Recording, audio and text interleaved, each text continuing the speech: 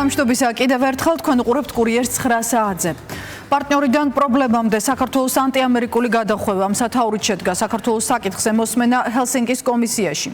მოწმეების სტატუსით სხდომაზე საქართველოდან მიწვეული იყო მხოლოდ ორი პირი, ყოფილი პრეზიდენტი სალომე ზურაბიშვილი და თავდაცვის ყოფილი მინისტრი თინა ხიდაშელი. შეხვედრას კონგრესმენი ჯო ვილსონი ხელმძღვანელობდა. დარბაზში იმყოფებოდა საქართველოს ამერიკის შეერთებული შტატების ყოფილი ელჩი კელი დეგნანიც.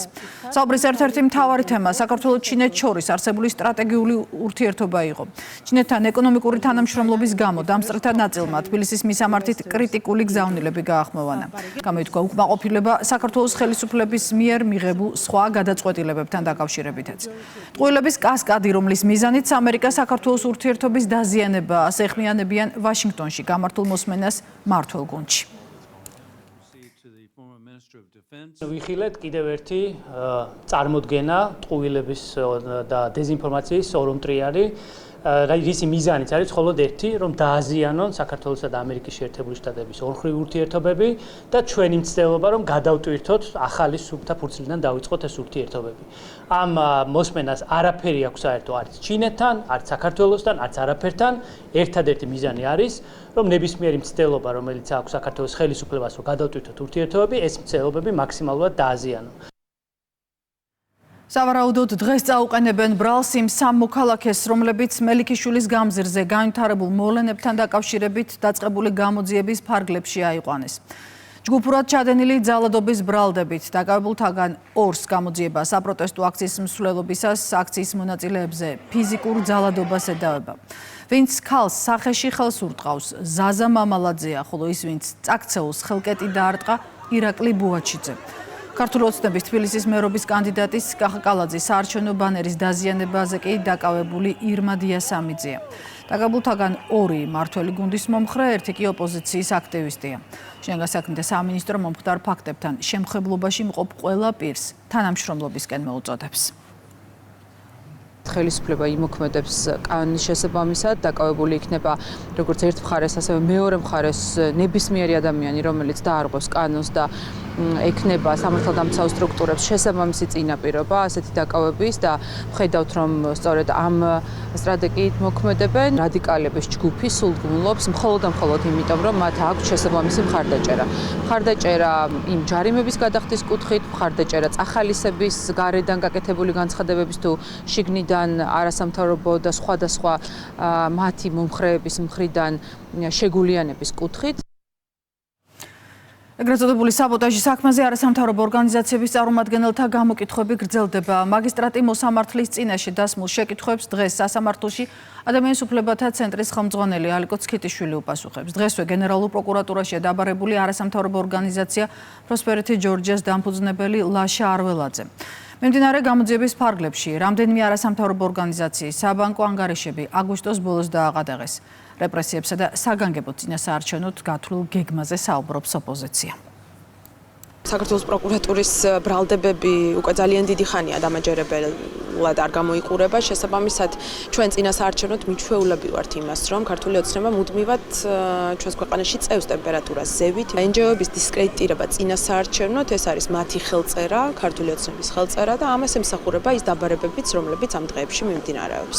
ნახეთ პროკურატურის მყარი მტკიცებულებები თუ რას შეეხება ეს. ისინი ახლა აცხადებენ, რომ თითქოს დროშის ყიდვის გამო არიან დაბარებულები და დაყადაღებული აქვს თქონება, არა და ეს ასე არ არის.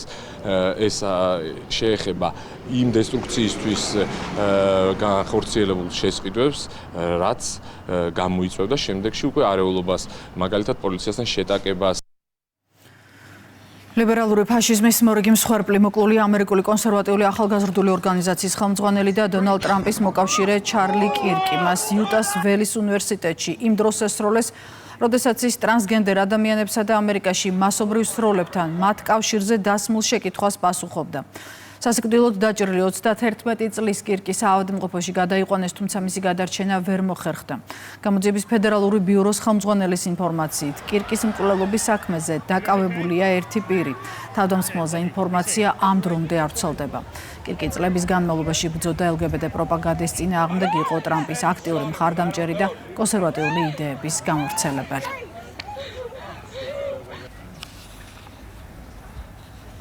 ტრაგიკულ შემთხვევას გამოეხმაურა შეერთებული შტატების პრეზიდენტი. ვიდეო მიმართვისას დონალდ ტრამპმა ჩარლი კირკს ლეგენდარული პიროვნება უწოდა და მთელი ქვეყნის მასშტაბით დროშების დაშვების განკარგულება გასცა. აქვე პრეზიდენტმა პოლიტიკური ძალადობის წინააღმდეგ ბრძოლის ფართო გეგმა წარმოადგინა. მომხდარს პოლიტიკური მკვლელობა უწოდა იუტას, ანუ იმ შტატის გუბერნატორმა, სადაც მკვლელობა მოხდა. მემარცხენეებს ადანაშაულებს მომხდარში ილონ მასკი. მემარცხენეები მკვლელობის პარტიაა, წერს SpaceX-ის დამფუძნებელი სოციალურ ქსელში. ეს ღრმა ჭრილობა დემოკრატიისთვის და მათთვის, ვისაც თავისუფლების სჯერა, ვკითხულობთ იტალიის პრემიერ-მინისტრ ჯორჯია მელონის პოსტში. ჩარლი კირკი მოკლეს სიმართლის ლაპარაკისა და თავისუფლების დაცვის გამო. ეს კი ისრაელის პრემიერ-მინისტრის სიტყვებია.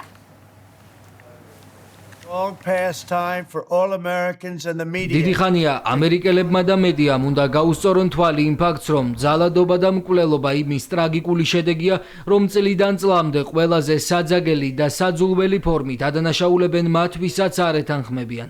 წლების განმავლობაში რადიკალური მემარცხენეები ჩარლის მსგავს შესანიშნავ ამერიკელებს ადარებდნენ ნაცისტებს, მსოფლიოს ყველაზე საშინელ მასობრივ მკვლელებსა და კრიმინალებს. მსგავსი რიტორიკა პირდაპირ კავშირში იმ ტერორიზმთან, რომელსაც დღეს ჩვენს ქვეყანაში ვხედავთ და ეს ახლავე უნდა შეწყდეს. ჩემი ადმინისტრაცია იპოვის თითოეულ მათგანს, ვინც მონაწილეობა მიიღო ამ სისასტიკეში და სხვა პოლიტიკურ ძალადობაში, მათ შორის იმ ორგანიზაციებს, რომლებიც მათ აფინანსებენ და მხარს უჭერენ. ასევე მათ, ვინც ჩვენს მოსამართლეებს, სამართალდამცავებს და ყველას, ვინც ჩვენს ქვეყანაში წესრიგი შემოაქვს ებრძვის. ჩარლი ამერიკის საუკეთესო ნაწილი იყო, ხოლო მონსტრი, რომელიც თავს დაესხა მთელ ჩვენს ქვეყანას. მკვლელმა მისი გაჩუმება ტყვიით სცადა, მაგრამ ის დამარცხდა, რადგან ჩვენ ერთად დავრწმუნდით, რომ მისი ხმა, მისი გზავნილი და მისი მემკვიდრეობა იცოცხლებს მომავალ თაობებში. რა არის რეალური მიზეზი, რის გამოც ევთოოდირის დამკვირვებლები 4 ოქტომბრის არჩევნებისთვის საქართველოში არ ჩამოდიან? თემა უკვე მესამე დღეა აქტუალობას არ კარგავს. ოფიციალური განმარტებით მიზეზი საქართველოს მხრიდან დაგვიანებული მოწვევა, თუმცა საქართველოს თემაში თვლიან, რომ წარმოდგენილი არგუმენტი საბაბია, რეალურად კი ევროპის უშიშრობისა და თანამშრომლობის ორგანიზაციამ ქვეყანაში ჩამოსვლაზე უარით მოსალოდნელი ზეწოლა თავიდან აიცილა. უთოოდირი არ არის რაღაც სათამაშო, როცა კობახიძეს მოუნდება მოიწვიოს ან არ გაიწვიოს და ასევე ისინი ძალიან კარგად არიან ინფორმირებული საქართველოში რა სახის ეგრეთ წოდებული არჩევნები ტარდება. ამ ვადების გათვალისწინების მიუხედავად ისინი დარწმუნებული რო იყვნენ, რომ ამ ქვეყანაში ეს არის განსაკუთრებით მნიშვნელოვანი არჩევნები, მე დარწმუნებული ვარ, რომ შეიძლება მოკლევადიანი მისია მაინც გამოეგზავნათ. ევთოოდირის მოწვევა მოხდა ძალიან დროულად. მაგრამ სამწუხაროდ მათგან, როგორც იცით, მივიღეთ უარი. ეს განპირობებულია იქიდან გამომდინარე, რომ ჩვენ გვახსოვს 24 წლის საპარლამენტო არჩევნების შემდგომ მათი შეფასება. მათი დაკვირვების შედეგებიდან გამომდინარე, რომლის გამოც ისინი საკმაოდ პრობლემების წინაშე დააყენეს და სერიოზული, ასე ვთქვათ, ზეწოლა განიცადა ამ ორგანიზაციამ. ინტენსიურად მიმდინარეობს საარჩევნო კამპანია დედაქალაქში. თბილისის საკრებულოს მთაწმინდის მაჟორიტარი დეპუტატობის კანდიდატი ლაპიაშვილისა და ჯუღელის ქუჩების მოსახლეობას შეხვდა. ზურაბ აბაშიძე მოსახლეობის საჭიროებებსა და მათ ინიციატივებს გაეცნო. არსებული პრობლემები, რომელიც გაგვაცნო მოსახლეობამ, არის ესეთი ტიპის, რომელიც არის მოგვარებადი, არის გარეგანათების სისტემის რაღაცა შეცვლა, არის კიბეების მოწესრიგება და ასე შემდეგ. რაზეც ჩვენ ბუნებრივია ძალიან მყისიერად ვიმოქმედებთ და არსებული სკვერი, რომელიც ჩვენ წინა არჩევნების დროს დავაპირდით მოსახლეობას და განხორციელდა და მისი რეაბილიტაცია, მომავალში კიდევ უფრო მეტად მოწესრიგდება ეს სივრცეები. წინასაარჩევნო შეხვედრები გრძელდება თბილისის სხვა უბნებშიც. ქართული ოცნების ქვემო სამგორის მაჟორიტარობის კანდიდატი ჭიჭინაძის ქუჩის მცხოვრებლებს შეხვდა. ზაქარია ციკლაურმა ადგილობრივებს 4 წლიანი სამოქმედო გეგმა გააცნო და არსებული პრობლემების გადაჭრის გზებზე ისაუბრა. შეხვედრა ინტერაქტიულ რეჟიმში შედგა. შეხვედრა გაუმართეთ ჭიჭინაძის ქუჩის მაცხოვრებლებთან. ავარიული სახლების ჩანაცვლება, ურბანული სივრცეების მოწყობა და არსებული ინფრასტრუქტურის განახლება. ეს ის საკითხებია, რომელთა გადაჭრის გზებზე ჩემი მომდევნო 4 წლიანი სამოქმედო გეგმა გავაცანე. ადგილობრივი მოსახლეობა დარწმუნებულია, რომ მათი აქტიური მხარდაჭერით ქართული ოცნება კიდევ ერთ დამაჯერებელ გამარჯვებას მოიპოვებს. მათ ეყოლებათ ისეთი კანდიდატი, ისეთი წარმომადგენელი თბილისის საკრებულოში, როგორც ზაქარია ციკლაურია, ამ უბანში დაბადებული, ამ უბანში გაზრდილი, კაცი, რომელმაც იცის თითოეული ჩიხის, თითოეული კორპუსის, თითოეული სადარბაზოს პრობლემა იცნობს თითოეულ მოქალაქეს და დარწმუნებული ვარ, მხარდაჭერა ექნება შესაბამისი და გაიმარჯვებს. ეს არის ის ახალგაზრდა ადამიანი, რომელიც არის ენერგიით სავსე, რომელსაც უყვარს თავის ქვეყანა, თავისი ქალაქი, თავისი რაიონი და გამომდინარე აქედან მე დარწმუნებული ვარ იმაში, რომ ქვემო სამგორის ხმა იქნება ზაქარია ციკლაური. საქართველოს კალათბურთელთა ნაკრებს ღირსეული თამაშისთვის მადლობას უხდის ქვეყნის პრეზიდენტი მიხეილ ყაველაშვილი სპორტსმენებს სპორტის მინისტრთან ერთად თამაშის დასრულების შემდეგ გასახდელში შეხვდა. თავის მხრივ მხარდაჭერისთვის პრეზიდენტს მადლობა გადაუხადეს ნაკრების წევრებმაც. თამაშის შემდეგ ქვეყნის პირველმა სოციალურ ქსელში სტატუსიც გამოაქვეყნა. საქართველოს კალათბურთელთა ეროვნული ნაკრების წევრებს ღირსეული თამაშისთვის მადლობა გადაუხადეთ. ჩვენი კალათბურთელები არიან გმირები, მათ კიდევ ერთხელ დაანახეს მსოფლიოს თუ რა ძალა აქვს ჩვენს პატარა ქვეყანას, წერს ყაველაშვილი. შეგახსენებთ ფინეთთან გუშინდელი მარცხის შემდეგ საქართველოს ნაკრები ევრობასკეტს მეოთხედფინალიდან გამოეთიშა.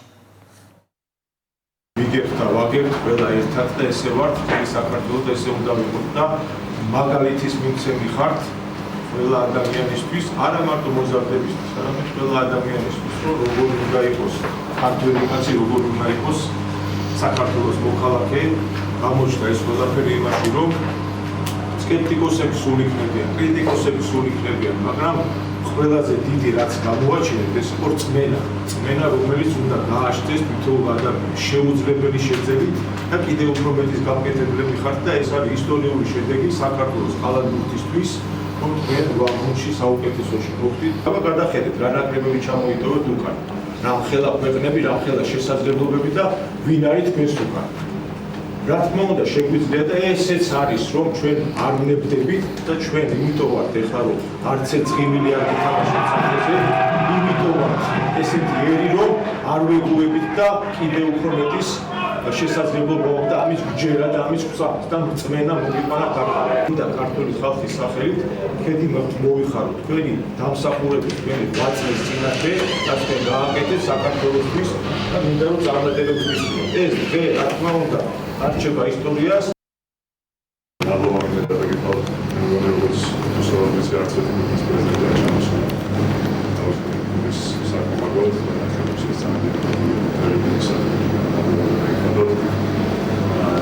დამწუხრებულები ვართ ეს, მაგრამ ჩემთვის პირადად ამ დამწუხრებას ერთ-ერთი ემოცია აჭარბებს, ეს არის სიამაყის ემოცია. და მინდა რომ ბიჭებთან მართლაც საქართველოს დღის ამბების ნახევარწლად ჩვენს ვებგვერდზე რუსთავი 2.g შეგიძლიათ